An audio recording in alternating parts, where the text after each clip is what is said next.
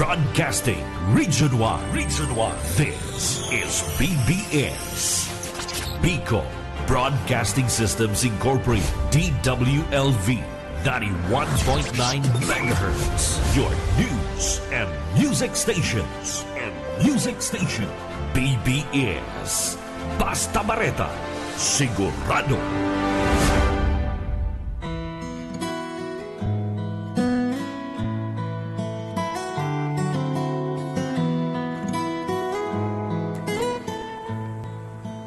Hello, magandang maga po sa ating lahat. Muli po, narito na naman tayo upang muli po ay magsama-sama sa himpapawid upang talakayin at pag-aralan ang salita ng Panginoon dito po sa programa ng Biyaya sa Pag-aaga.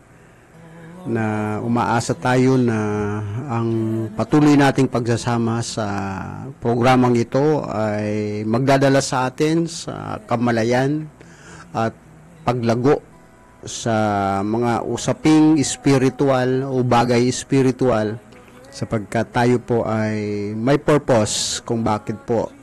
Sabi nga, nothing happened by an accident. Everything happened for a purpose. So ito pong pangangaral ng salita ng Diyos ay hindi po ito aksidente, kundi ito po ay pinahintulot ng Panginoon sapagkat alam naman natin that there's a power na sa salita po ng Panginoon. At ito po ay karanasan ng mga maraming tao. Muli po sa umaga pong ito, ang inyong kaibigan sa Himpapawid, ang inyong kaibigan sa programang ito, Biyaya sa Pag-aaga, Bishop Jose Bergantin ng Christ to the Philippines at ng Amni Alliance of Ministries of Metro Naga Incorporated.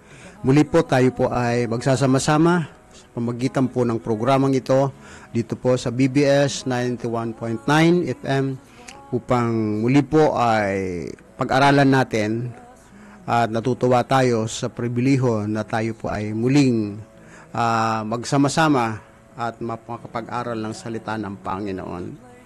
Kaya tayo po ay sumandaling manalangin. Dakilang Ama, salamat po sa umaga pong ito.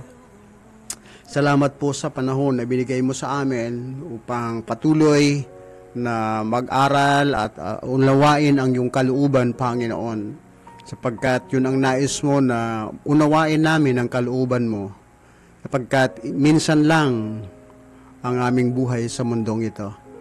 Dalangin ko po, Panginoon, na hayaan mo ng bawat isa na abutin ng ng tinig o ang makakapakinig ng salitang ng mga aral na napapakinggan sa programang ito ay malalo silang makaunawa at malaman nila ang kalooban mo sapagkat maliban na kami ay makaalam ng katotohanan, Panginoon, sinabi mo, Lord, mananatili kami sa kamangmangan.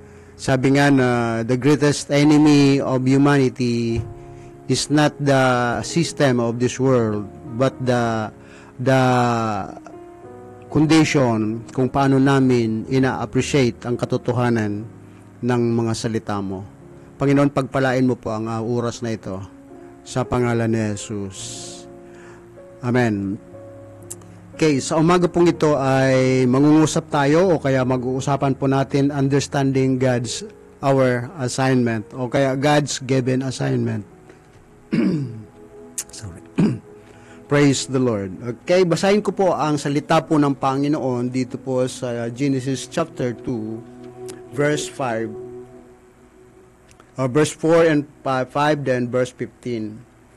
These are the generations of heaven and of the earth, when they were created, in the day that the Lord God made the earth and the heavens. Every plant of the field before it was on the earth, every herb of the field before it grew, for the Lord God had not caused it to rain upon the earth, and there was not a man to till the ground. Verse 15. And the Lord God took the man and put him in the garden of Eden to dress it and keep it. Okay, ito daw po ang henerasyon ng tao, ng langit at ng lupa nang ito'y lalangin ng Panginoon. Meron pong generation, meron pong pasimula ang lahat. Ang bawat generation ay may kwento, ang bawat generation may purpose. So, pinahintulot ng Panginoon na ang bawat isa sa atin ay mapaloob sa henerasyon. Ano po ang henerasyon? Ito po ay nagtumutukoy sa season ng buhay o kaya ng span of life ng tao. No? Sa kasaysayan po, maging sa mga tradisyon, ang bawat generation ay tumatagal po ng 40 years. Actually po, ang malinaw na patutuo po dyan ay ang panahon na isinulat po ng Matthew tungkol po sa generations na sa panahon po ng Matthew chapter 1, meron po dito mga tinatawag na generations. Generation ni Adan, generation ni Noe, generation ni Abraham, at maraming mga henerasyon o kaya ang kwento ng tao. Ang bawat generation ay may kwento. Okay, sa Pilipinas po ay may kwento tayo, lalo na yung mga generation ngayon, meron tayong kwento. Sa generation ng mga millennials, ang kwento na di nila makakalimutan ay ang tungkol po sa pandemic. Di ba? Yun po ang generation nila. Na talagang nayanig ang buong mundo dahil sa nangyaring pandemic na naranasan natin dito pong 21st century. Okay, yung mga nauna sa ating generation, ang di nila makakalimutan, yung World War II, na yung mga lola, no, yung mga lula, wala na sila, pero ang kwento na bit-bit ng mga generation ngayon, lalo na yung mga senior citizens, ang bit-bit nila yung kwento ng nakaraang digmaan na ang Pilipinas ay isa sa naghirap during that time. Okay, meron pong generation at meron pong purpose ang generation. Dito po ay itinuturo sa atin ng Panginoon na napakahalaga na tayo po ay makaunawa ano nga ba talaga ang mga challenges ng bawat generation. Okay. So dito po sa Genesis chapter 2 ay itinuro po dito sa atin ng Panginoon na meron pasimula. Meron purpose ang bawat nangyayari. Okay. Dito po ay makikita po natin sa Genesis chapter 2 na nang ang pagpapasimula ng langit at ng lupa. Okay. Kasi wala pa tayong mababalingang aral o kaya ma-detect. Kaya nga maging po ang mga scientist o ang mga nag-aaral ng kasaysayan, yung mga species, wala silang maisulat, although sinasabi nila na ang mundo ay tumagal na hindi lamang 6,000 years, pwedeng billion of years na, no? Billion of years na ang dumaan. At wala silang matrace na record kung paano nagsimula. Salamat sa Diyos dahil binigyan tayo ng panahon na nagsimula ang record ng kasaysayan at ito po ay naisulat sa pamagitan po ng mga taong pinili ng Panginoon sapagkat sinasabi po ng 1 Peter na walang naisulat o ang lahat ng kasulatan ay ipinaabot ng Panginoon, ipinahayag, in-inspire ng Panginoon ang kanyang mga alagad o ang kanyang mga lingkod nung unang panahon upang kinasihan ng Banal na Espiritu upang isulat ang kanyang mga salita. At ang mga salitang ito ay naisulat na sa pamagitan at ito po ay ang banal na kasulatan ay nasa ating mga kamay kaya nga mapalad tayo sapagkat meron na tayong pinagkukunan ng impormasyon o ng mga aral na siyang magsisilbing gabay at protection din natin upang di tayo magkamali sa ating pagtahak sa mundong ito, habang tayo po ay binibigyan ng buhay at binibigyan ng panahon. Sabi po dito na sa verse 5, "And every plant of the field before it was on the earth." No po, yung lahat po ng tinanim, lahat ng bagay nandito sa mundo. Pero sabi po, nandito na ito, pero hindi pa ito tumutubo, no? "And every herb of the field had not caused it to," sabi po dito, "before it grow." Sabi yan, "And every herb the Lord of the field before it grow. For the Lord God hath not caused it to rain upon the earth." Nandito na ang lahat, pero hindi pa ito pinapatubo ng Panginoon. No? Bakit di pa niya pinapatubo? Sapagkat sinasabi ng salita ng Diyos, "Because there was not a man to till the ground." Wala pang tao na magtatrabaho dito. Okay. So makikita po natin, kaya tama din po ang findings o ang observation ng mga scientists na nag-aaral ng kasaysayan ng mundo at meron ng mga fossils, meron dyan mga nilikha na nadidiscover nila na ang lalaki ng kanilang mga, mga bone structures. No? Pero wala pang, kung nabuhay tayo sa panahon ng dinosaurs, siguro di tayo mabubuhay ng ganito sapagkat nakakatakot ang mga nilikha nung unang panahon na sabi nga nila mga dambuhalas nalilikha ng Panginoon. Wala pang tao. Salamat na lang sa Diyos sapagkat ipinahintulot niya na kung tayo man ay nabuhay, wala na yung ganong mga klase ng nilalang na kasama natin sa mundong ito. Ang nakikita na lamang po natin ay mga kwento o mga picture ng mga unang nilalang. Okay, pero bakit po tayo nandito sa mundong ito? Sabi po dito, bakit di pa ni Lord pinapatubo ang mga halaman? At bakit di tumutubo? Sapagkat sabi po ng salita ng Diyos, hindi pa si Lord nagpadala ng ulan. Bakit di pa si Lord nagpapadala ng ulan? Napakahalaga talaga ng ulan. Bakit? Sapagkat wala pang tao na magtatrabaho sa lupa. Okay, so napakahalaga pala ng kalagayan ng tao. No? Napakahalaga pala. Kaya nga, ang isang dakilang spiritual guru, walang iba, si Miles Monroe, sabi niya, "Man is a spirit being living a physical body for an assignment." No? Ang tao ay espiritong nilalang. Bakit tayo espiritong nilalang? Hindi tayo galing sa lupa. Oo, part ng buhay natin ay galing sa lupa. Subalit tayo po ay galing sa Diyos, sapagkat yun po ang simula. Ang ideya kung bakit tayo naging tao sa mundong ito ay galing sa Diyos.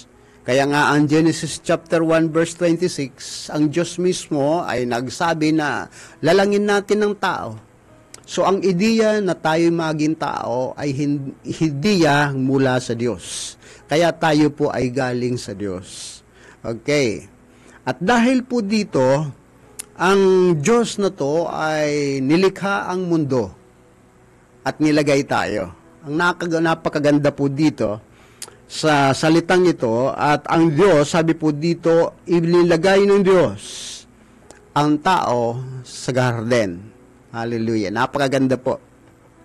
Ako po'y naniniwala na pag pinag-usapan natin ang garden, ito po'y nagpapahayag ng kaayusan.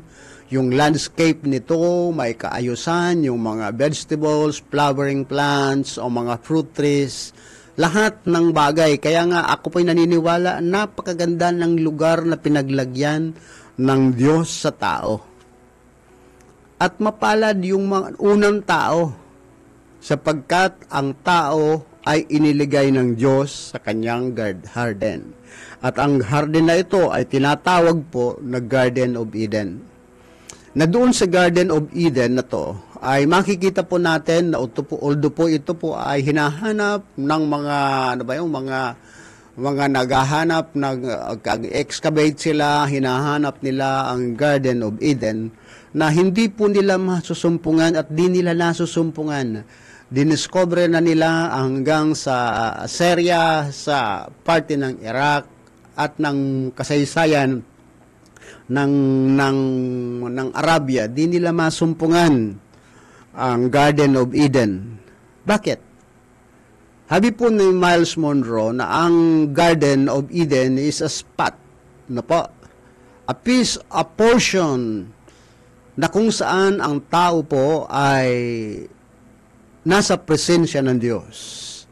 No? Isang spot, karanasan ng tao na kung saan nandoon ang presensya ng Diyos.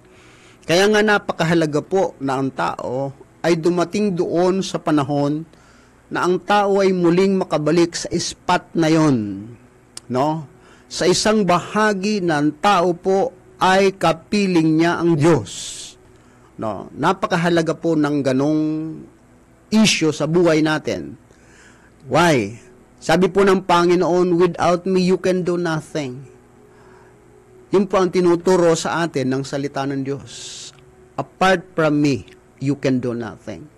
Kaya nga, sayang, sabi po ng salita ng Diyos, actually po ang Psalms 127 ay sabi po na ito, sayang ng paggising ng maaga, sayang ng pagtulog ng huli. No? Ang iba ayaw nang matulog, ang dahil may trabaho. Ang iba naman maagang gumigising dahil sa paghahanap buhay. Hindi po masama ang lahat ng yon. Hindi masama yung gumising ka ng maaga, hindi rin masama ang magmata ka ng matulog ka ng huli. Hindi po masama yon. Pero ang nakakalungkot, kung tayo po ay nabubuhay sa mundong ito na hindi natin nararanasan ang presensya ng Diyos.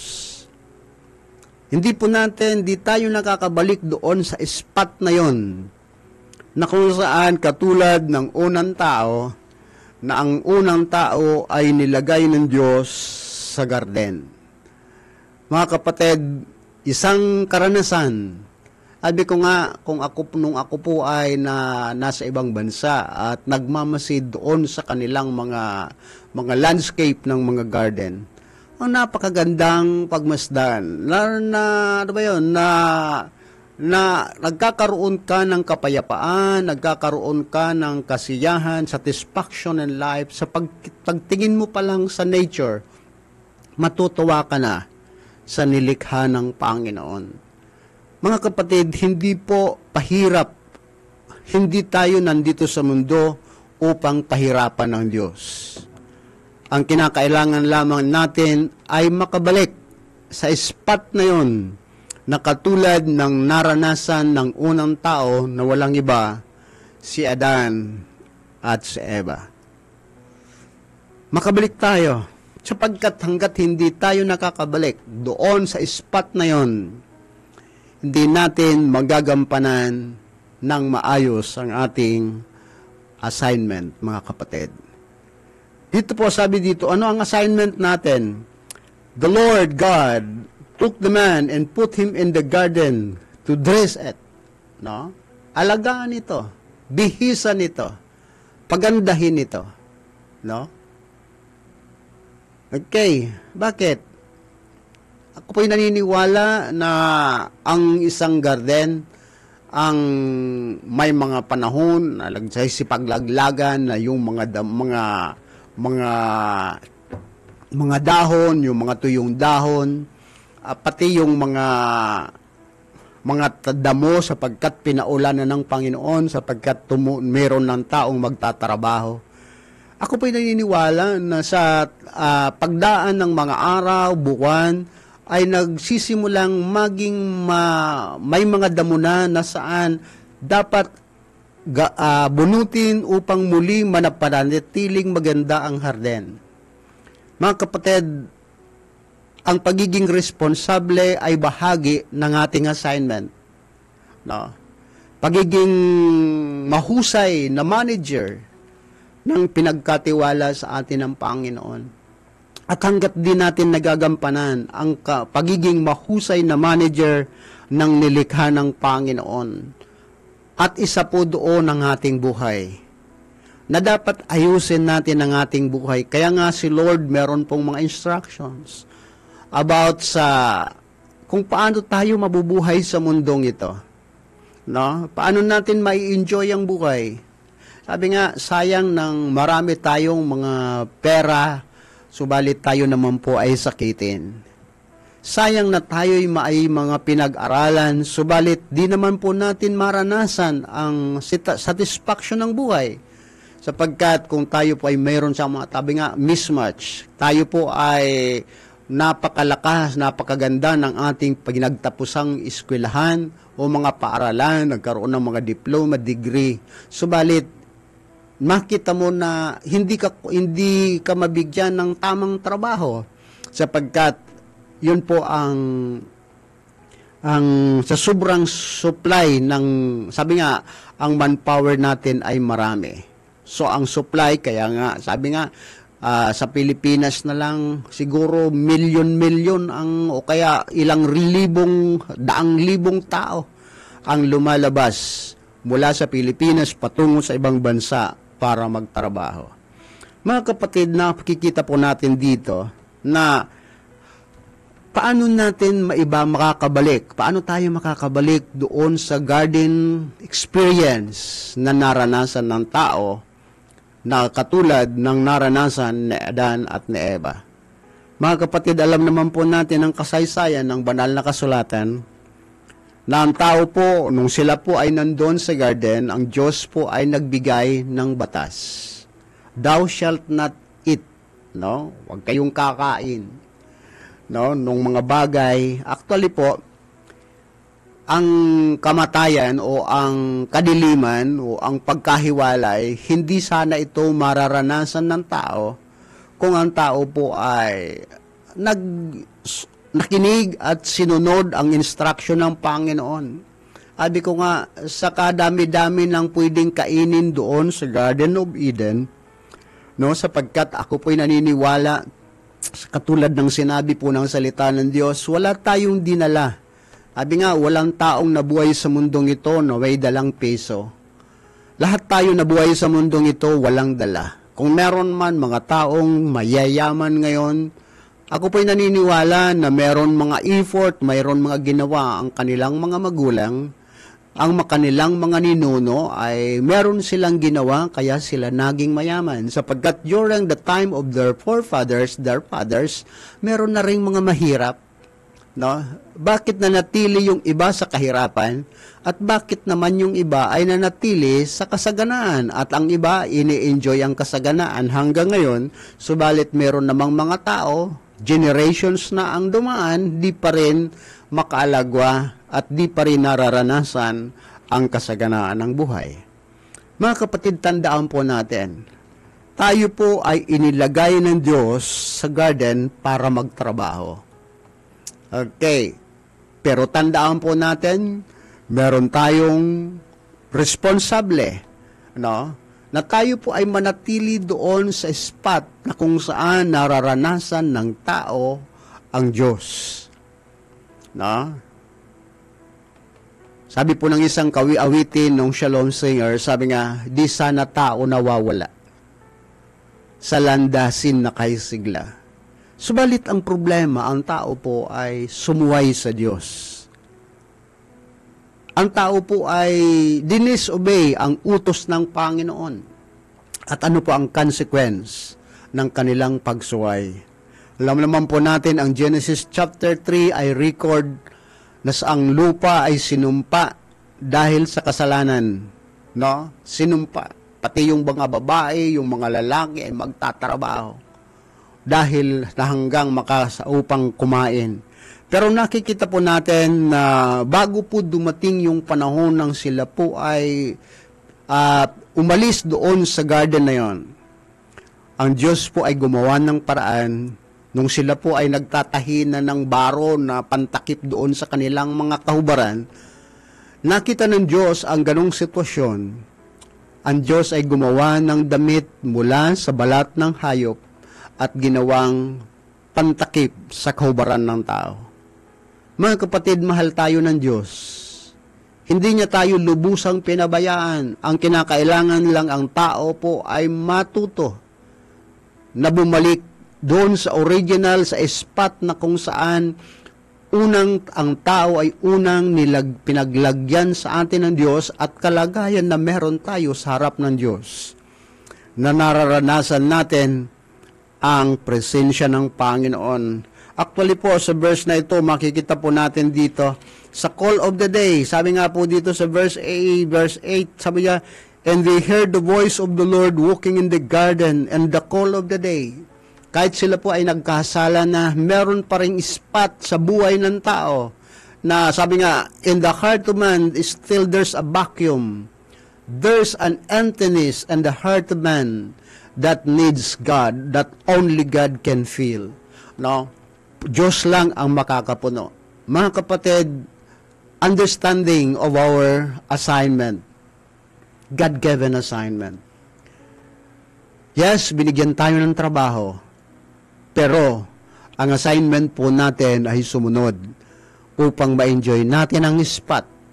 Sayang ng ating buhay, sayang ng mga henerasyon na dumadaan. Siguro ilang generations na mula nang likhain ang mundo. 40 years ang dumadaan. Ano ba ang nangyayari sa ating mga buhay? Mga kapatid, sa umaga pong ito, sana makabalik tayo sa spot na yon na kung saan nararanasan natin ang mayamang presensya ng Diyos at nararanasan natin ang pagkilos ng Diyos. Talahanin po natin, ilinagay tayo ng Diyos sa mundong ito na mga inosente, walang sala. Nung tayo po isilang sa mundong ito, ay walang sala. No? Mga inosente tayo nung tayo mga bata pa. Subalit dumating yung araw na tayo ay nagdidesisyon na sa buhay. Ano ba ang pinipili natin? Ano ba ang dinidesisyonan natin? Alam po naman natin ang pamumuhay ng maayos, pamumuhay ng matuwid ay desisyon yan ng tao. Kung gusto mong mabuhay ng matuwid, desisyon mo yan. Kung gusto mong ayaw kang ma-influence ng kasamaan, tatrabahuhin mo rin yan. Meron tayong assignment. Man is a spirit being, live in a physical body for an assignment. Meron tayong physical assignment. Ang physical assignment bilang tao, bantayan natin ang ating mga kalusugan, no? Sapagkat ang katawang ito ay pahiram sa atin ng Diyos, bantayan po natin. Okay? At ang spiritual na assignment natin, bumalik tayo sa Panginoon. Sapagkat sa Diyos lamang natin masusumpungan ang tunay na kapayapaan, ang tunay na kasaganaan, isang presensya o kaya isang spot sa mundong ito. Kaya nga ay kay sarap mabuhay kung ang tao ay makapanumbalik sa Diyos. Mga kapatid, pagpalain tayo ng Panginoon. Paalala sa ating lahat, meron lamang tayong henerasyon. Ang generation ng millennials o anumang henerasyon tayo, mga senior citizens, may sukat lamang ang ating buhay sa mundong ito. Tayo po'y magsumikap at bumalik sa Panginoon upang maranasan natin muli, makabalik tayo sa spot na kung saan gusto ng Diyos para sa atin. Muli po sa umagang ito, pagpalain tayo ng Panginoon sa paksang ito na understanding our as a God's given assignment. No? At dalangin ko po na ang bawat Pilipino ay makabalik sa spot na yon na kung saan nag-i-enjoy tayo sa presensya ng Panginoon. Isang spot na na-enjoy natin ang presensya ng Diyos. Muli po sa umagang ito, maraming salamat na tayo po ay nagkasama. Salamat sa BBS, salamat sa mga staff, basta Brother Stephen, at sa ating pamilya at mga kaibigang Villafuerte family, Ma'am Lalaine, at sa lahat po, Ma'am Nelly, at sa Villafuerte Brothers. Sa lahat po ng Amni Pastor sa inyo po, nasa month of August na tayo. Sabi nila month ng kahirapan. Hindi po tayo maniniwala doon. Magtrabaho tayo at bumalik tayo sa spot kung saan nandun ang kalooban ng Diyos. Muli Panginoon, pagpalain mo po ang bawat isa sa amin at sa pagpapatuloy ng araw na to, magi ng istasyon ito, patuloy kang kumilos at bawat kapatiran, bawat mga mananampalataya na nakikinig at nakarinig ng mensaheng ito, lalo pa kaming magsumikap na bumalik sa aming assignment, lalo na ang manatili sa presensya mo. Muli po, pagpalain mo po ang araw na to, ang month of August, at hayaan mo po ang bawat isa ay ma-enjoy ang presensya mo. Salamat po sa umagang ito, purihin ka sa pangalan ng Panginoong Yesus. Amen. Salamat po sa programang ito, salamat din sa BBS 91.9 at subaybayan po natin ang susunod na programa. Basta Barita Sigurado.